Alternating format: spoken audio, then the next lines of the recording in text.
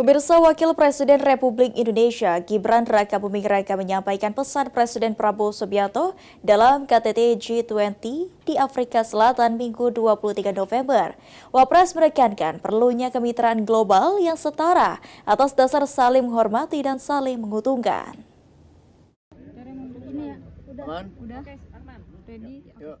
Wakil Presiden Gibran Rakabuming Raka menyampaikan pesan dari pemerintah Indonesia untuk komunitas global dalam KTT G20 di Afrika Selatan Minggu 23 November.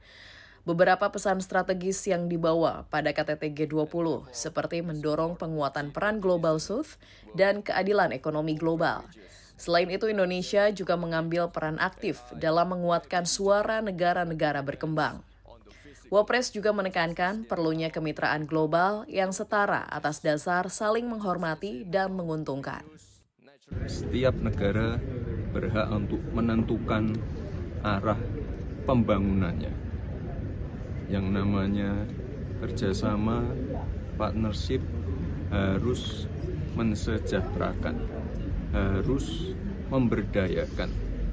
Seperti yang saya sampaikan kemarin, tidak boleh mendikte, tidak boleh membuat ketergantungan. Lebih lanjut, Wapres juga menyampaikan dirinya telah memaparkan beberapa kebijakan prioritas Presiden Prabowo Subianto, seperti makan bergizi gratis hingga swasembada pangan di hadapan kepala negara anggota G20. Tim Kantor Berita Antara mewartakan.